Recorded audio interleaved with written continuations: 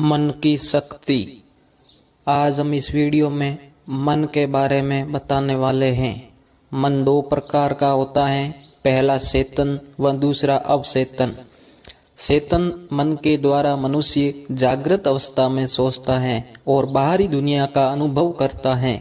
अवचेतन मन इन्हीं सब बातों को ग्रहण कर सुरक्षित रख लेता है। एक प्रकार से अवचेतन मन को आत्म तत्व के साथ जोड़कर देखा जाता है। एक नियत परिस्थिति में अचानक प्रतिक्रिया इस अवचेतन मन से आती है और इसी मन दो प्रकार का होता है, पहला चेतन, दूसरा अवचेतन। चेतन मन के द्वारा मनुष्य जागृत अवस्था में सोचता और बाहरी दुनिया का अनुभव करता है। एक प्रकार से अवचेतन मन को आत्म तत्व के साथ जोड़कर देखा जाता है। एक नियत परिस्थिति में अचानक प्रतिक्रिया इसी अवचेतन मन से आती है और इसी को आत्म शक्ति भी कहते हैं। दुनिया के सभी धर्म विश्वास के रूप हैं और विश्वास कई तरीकों से स्पष्ट किए जाते हैं। अपने जीवन और ब्रह्मांड के बारे में जैसा विश्वास होगा मनुष्य को वैसा ही मिलता है। मनुष्य अगर विश्वास कर सके तो उसके लिए हर चीज संभव है।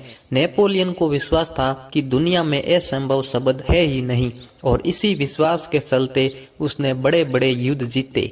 जहाँ पर सकारात्मक विश्वास मनुष्य को सफलता दिलाता है, वहीं पर नकारात्मक व निराशाजनक सोच मनुष्य को असफलता, संदेह व आत्मविश्वास में कमी की ओर ले जाती है। आज चारों तरफ आपाधापी व स्वार्थपरायणता ने अनेक नौजवानों को नकारात्मक सोच की तरफ अग्रसर कर दिया है। जब यह सोच ज्यादा बढ़ जाती है तो अवचेतन मन ऐसी स्थिति में उनसे आत्महत्या जैसा अपराध करा देता है। इससे यह सिद्ध होता है कि मनुष्य का अवचेतन मन शक्ति का भंडार है, जिसमें जैसा मनुष्य एकत्र करेगा उसका कई गुना वह पाएगा। इसीलिए कहा गया है कि मन के हारे हार है, मन के जीते जीत।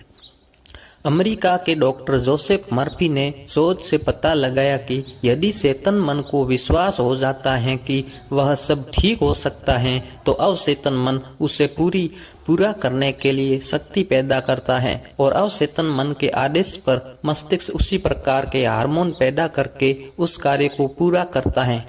ऐसी मान्यता है कि अवचेतन मन केवल वर्तमान जीवन को ही नहीं प्रभावित करते, बल्कि आत्मा के साथ दूसरे शरीर धारण के समय भी साथ रहता है।